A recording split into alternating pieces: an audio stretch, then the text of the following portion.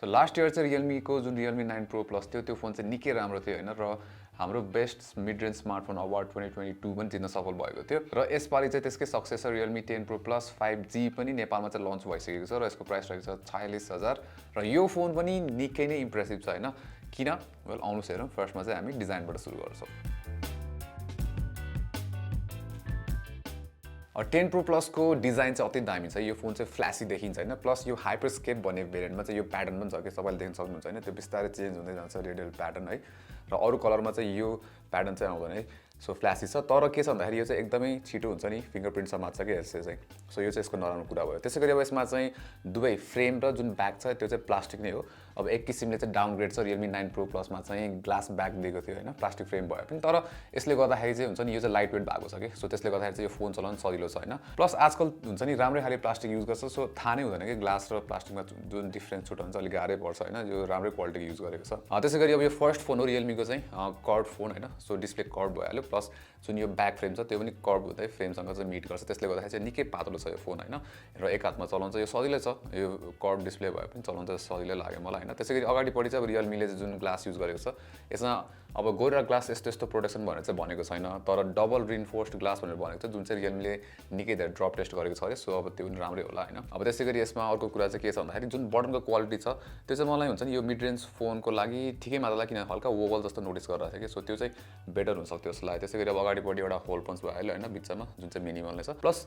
अब यो कर्भ भएको कारणले गर्दाखेरि हुन्छ नि बेजल्सहरू चाहिँ निकै सानो देखिन्छ प्लस चिन पनि निकै पातलो छ यसको है त्यसैगरी यसमा इन डिस्प्ले फिंगरप्रिन्ट स्क्यानर दिएको छ हैन सो त्यसले गर्दाखेरि अब यो दामी छ तर पोजिसन चाहिँ अलिकति लो छ हैन मैले हुन्छ नि युज टु जुनमा म युज टु छ त्यो भन्दा अलि लो पोजिसन गरेको छ तर राम्रो छ फास्ट छ एक्युरेट पनि छ है अब पोर्ट्सहरुको कुरा गर्ने हो भने चाहिँ यहाँ तलपट्टि साइडमा चाहिँ हामी देख्न सक्छौं डुअल सिम स्लट दिएको छ यसमा माइक्रो एसडी चाहिँ लाग्दैन त्यसैगरी माइक भइहाल्यो त्यसको USB टाइप सी पोर्ट अनि स्पिकर छ तलपट्टि त्यसैगरी स्पिकर चाहिँ अर्को चाहिँ हामीले माथिपट्टि पनि पाउँछौं हैन सो डुअल स्पिकर सेटअप हो यसमा र स्पिकर चाहिँ राम्रो छ लाउड नै छ र मिड रेन्ज फोनको लागि यसको क्वालिटी पनि राम्रो छ प्लस यसमा चाहिँ 200% भन्ने एउटा फिचर छ त्यसमा चाहिँ भोल्युम चाहिँ लाउड भनिन्छ तर त्यसमा चाहिँ साउन्ड क्वालिटी चाहिँ त्यति राम्रो हुँदैन अब यसमा हामीले अफिशियल IP रेटिङ चाहिँ पाउँदैनौं हैन तर यसमा अर्को राम्रो कुरा चाहिँ के छ भन्दाखेरि ह्याप्टिक फिडब्याक चाहिँ निकै प्रिमियम फिल हुन्छ यसको हैन जुन ह्याप्टिक मोटर युज गराएको छ निकै एक्युरेट फिल हुन्छ प्लस इन्टेन्सिटी पनि राम्रो छ यसको हैन प्लस हामीले चाहिँ जुन इन्टेन्सिटी छ त्यो पनि एडजस्ट गर्न मिल्छ हैन मिलाउन मिल्छ क्रिस्प अथवा कतिको हुन्छ नि इन्टेन्स फिल गर्ने हैन सो निकै राम्रो ह्याप्टिक फिडब्याक युज गरेको छ यसमा अब 10 Pro Plus 5G मा चाहिँ हामीले 6.7 इन्चको फुल HD plus AMOLED 120 Hz refresh rate भएको चाहिँ डिस्प्ले पाएको थियौं प्लस यसमा चाहिँ HDR10 प्लस सपोर्ट पनि छ हैन सो तपाईले चाहिँ अब नेटफ्लिक्सहरु यताउता युट्युबमा चाहिँ HDR कन्टेन्टहरु पनि स्ट्रिम चाहिँ गर्न सक्नुहुन्छ र निकै राम्रो छ है HDR स्ट्रिमिङ यसमा त्यसैगरी जुन यसको कलर छ निकै भाइब्रेन्ट छ त्यो चलाउँदाखेरि हुन्छ नि मिड रेन्ज भन्दा नि अझै दामी जस्तो लाग्छ कि यसको डिस्प्ले चाहिँ हैन त्यो चाहिँ राम्रो छ यसको हैन प्लस तपाईको जुन 120 Hz रिफ्रेश रेटको स्मुथनेस छ त्यो पनि निकै राम्रो छ एप्सहरु तपाईले हुन्छ नि स्क्रल गर्दाखेरि ठ्याक्कै स्मुथनेस चाहिँ निकै राम्रो पाउनुहुन्छ अब कुनै कुनै एपमा चाहिँ हुन्छ नि एप युजेसको अनुसार चाहिँ तपाईको 60 Hz मा रिफ्रेश रेट ड्रप चाहिँ हुन्छ यसमा है त्यसैगरी अर्को राम्रो कुरा भनेको चाहिँ ब्राइटनेस निकै राम्रो छ तपाईले आउटडोर चलाउँदाखेरि केही पनि प्रब्लम पर्दैन प्लस कर्भ डिस्प्ले भयो भने मैले यसमा त्यस्तो एक्सिडेन्टल टचेसहरु चाहिँ खासै इस्यु चाहिँ भेटिन है सो त्यो चाहिँ राम्रो र अर्को कुरा भनेको चाहिँ यसमा चाहिँ के छ भन्दाखेरि Realme चाहिँ 2160 Hz को PWM डिमिङ युज गरिरहेको छ हैन यसले गर्दाखेरि चाहिँ के हुन्छ भन्दाखेरि तपाईको लो ब्राइटनेसमा चलाउँदाखेरि पनि हुन्छ नि आई स्ट्रेन चाहिँ निकै कम हुन्छ हैन कम्पेयर टु अरु फोन्सहरु र यो चाहिँ इन्डस्ट्रीमै सबभन्दा हाईएस्ट भनेर भनेको छ हैन सो Realme ले त्यसमा चाहिँ निकै राम्रो काम गरेको छ प्लस अब यसमा चाहिँ हुन्छ नि ओभरअल डिस्प्ले तपाईले कन्टेन्टहरु यताउता युट्युब नेटफ्लिक्स चलाउँदाखेरि चाहिँ मलाई जुन ओभरअल एक्सपिरियन्स छ त्यो चाहिँ निकै राम्रो लाग्यो प्लस ब्राइटनेस पनि भनिहाल्यो हैन राम्रो छ आउटडोर्समा चलाउँदा नि केही इस्यु छैन ओभरअल डिस्प्ले चाहिँ निकै राम्रो छ यसको अब कुरा गरौँ क्यामेराजको सो क्यामेरा मोडुल अब यो अनुसारको छ हैन दुईटा रिङ छ अब एउटा रिङमा चाहिँ मेन क्यामेरा 108 मेगापिक्सल को हैन त्यसैगरी अर्को रिङमा चाहिँ दुईटा सेन्सरहरु दिएको छ एउटा चाहिँ 8 मेगापिक्सल को अल्ट्रा वाइड अर्को चाहिँ 2 मेगापिक्सल को चाहिँ म्याक्रो सेन्सर दिएको छ तर यसपालि चाहिँ के छ भन्दाखेरि Realme ले चाहिँ पहिला 9 Pro Plus मा OIS दिएको थियो भने यसपालि चाहिँ OIS चाहिँ मिसिङ छ यसबाट अब मेन क्यामेराले चाहिँ राम्रो फोटोजहरु खिच्छ तर कलर भने चाहिँ हल्का वास्ट आउट जस्तो देखिन्छ यदि Realme ले कलर अलि बुस्ट गरिदिने हो भने चाहिँ फोटोजहरु हेर्न मजा आउँथ्यो हैन न त डिटेल शार्पनेसहरु चाहिँ राम्रो छ प्लस डायनामिक रेन्ज पनि निकै राम्रो छ अब पोर्ट्रेट मोडमा खिच्दा चाहिँ ब्याकग्राउन्ड ब्लरहरु ठिकै छ बेला बेला सब्जेक्ट चाहिँ राम्रैसँग छुटिरहेको हुन्छ तर बेला बेला भने चाहिँ त्यो एज जब चाहिँ त्यति राम्रो गर्दैन यसले स्किन टोनहरु भने चाहिँ नेचुरल देखिन्छ जुन चाहिँ राम्रो हो अब त्यसैगरी अल्ट्रा वाइड क्यामेरा चाहिँ त्यही हो कलर एकदम सिमिलर नै छ मेन क्यामेरासँग जुन चाहिँ राम्रो तर यसमा नि कलर चाहिँ हल्का बुस्टेड भएको भए चाहिँ अझै राम्रो देखिन्थ्यो तर डिटेल्सहरु चाहिँ यसमा मेन क्यामेरा जति राम्रो चाहिँ छैन त्यसैगरी अगाडिपट्टि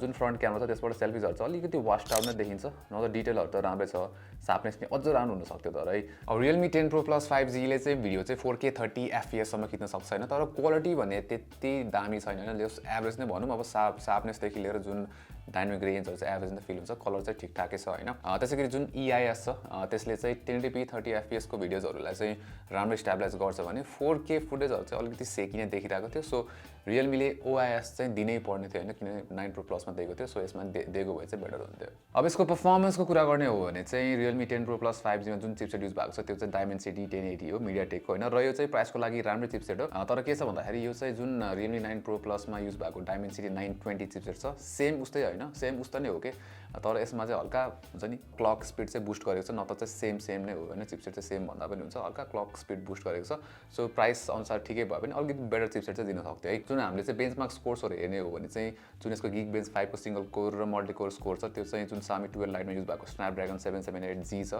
त्योसँग सिमिलर नै छ यसको स्कोर हैन, जुन चाहिँ ठिकै हो, राम्रै हो। त्यसैगरी अब 3D Mark वाइल्डलाइफमा स्कोरहरू हेर्ने हो भने चाहिँ यो हल्का अब ल्याग गर्छ यसको GPU मा चाहिँ हैन, सो Snapdragon 778G भन्दा हल्का थोरै छ। त्यसैगरी AMOLED 9 मा स्कोर कम्पेयर गर्ने हो भने चाहिँ अगेन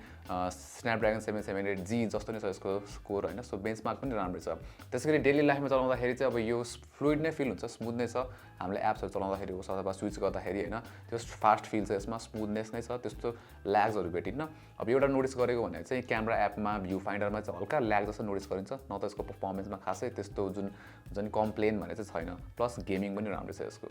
अब गेमिङ टेस्ट गर्दाखेरि हामीले PUBG मोबाइलमा चाहिँ हाइएस्ट भनेको HDR ग्राफिक्स र अल्ट्रा फ्रेम रेटसम्म जान सक्छौँ हैन, र स्मुथ ग्राफिक्समा राख्दा एक्सट्रिम फ्रेम रेट चाहिँ अनलक हुन्छ, र जुनमा चाहिँ एकदमै स्टेबल 60 FPS तिरेको थियो, र गेम प्ले चाहिँ निकै स्मुथ छ। त्यसैगरी HDR ग्राफिक्समा अब अल्ट्रा फ्रेम रेट खेल्ने भने 40 FPS कन्स्ट्यान्ट नै हुन्छ हैन, फ्रेम ड्रप्सहरू त्यस्तो खासै हुँदैन।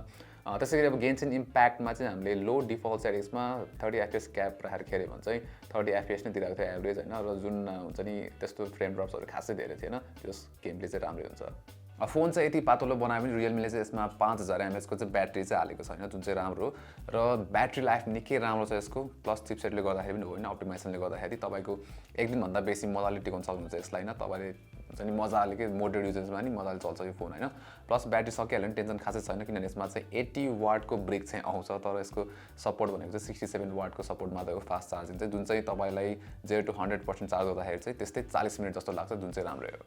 अब OS को कुरा गर्दाखेरि चाहिँ यसमा out of the box Android 13 आउँछ, प्लस Realme UI 4.0 हो, र one of the first phone पनि हो यो चाहिँ Realme UI 4 आएको हैन, र निकै राम्रो छ। Realme UI अहिले चाहिँ हुन्छ नि एकदमै स्मुथ छ के, Realme को जुन यो OS को हुन्छ नि स्मुथनेस निकै राम्रो छ, प्लस कस्टमाइजेसन अप्सनहरू पनि निकै राम्रो दिएको छ। हुन्छ नि यसमा चाहिँ तपाईँले अब आइकन्सहरूदेखि लिएर इभन क्विक सेटिङ्सको जुन आइकन स्टाइल हुन्छ त्यो पनि चेन्ज गर्न सकिन्छ। त्यसैगरी फिङ्गरप्रिन्ट अनलक गर्दाखेरिको एनिमेसन्सहरू पनि हामीले अप्सन्सहरू चेन्ज गर्न मिल्छ हैन।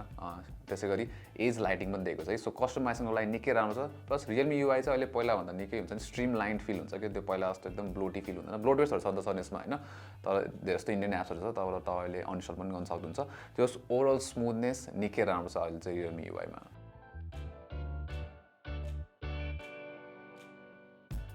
So Realme 10 Pro Plus 5G हुन्छ नि यसमा चाहिँ सबै कुरा राम्रो छ कि, अब डिस्प्लेदेखि लिएर हैन, कर्भ डिस्प्ले जुन यसको डिजाइन छ त्यो पनि एकदमै फ्ल्यासी युनिक देखिन्छ, अब पर्फर्मेन्स पनि राम्रो छ, त्यसैगरी ब्याट्री लाइफ पनि एक्सेलेन्ट नै छ हैन। अब सबै कुरा पर्फेक्ट छैन त्यही पनि, अब यसमा के छ भन्दाखेरि जुन क्यामेरा छ त्यो चाहिँ अझै राम्रो हुन सक्थ्यो, क्यामेरा ओभरअल सिस्टम नै, प्लस OS यसपालि मिसिङ छ, जुन चाहिँ दिएको भए राम्रो हुन्थ्यो हैन। अब तर हुन्छ नि ओभरअल हेर्ने हो भने चाहिँ अब यसको सफ्टवेयर एक्सपिरियन्स पनि राम्रो छ, तर कहिलेकाहीँ चाहिँ एड्सहरू आउँछ त्यो चाहिँ अब अलि अनोइङ चाहिँ हुनसक्छ है, तर ओभरअल हेर्ने हो भने अन्डर 50,000 मा जुन यसको ओभरअल प्याकेज छ त्यसलाई चाहिँ हामीले बेस्ट मिड रेन्ज फोन नै भन्न सक्छौँ। सो Realme 10 Pro Plus चाहिँ it's a good phone. So यो भिडियोमा चाहिँ यति नै, राम्रो लाइक गर्नुहोस्, सेयर पनि गर्नु होला, प्लस यस्तै कन्टेन्ट्सहरूलाई चाहिँ हाम्रो च्यानललाई सब्सक्राइब गर्नुहोस्, र त्यहाँ भएको त्यो बेल आइकन दिनु होला for notifications. Until next time, नमस्ते।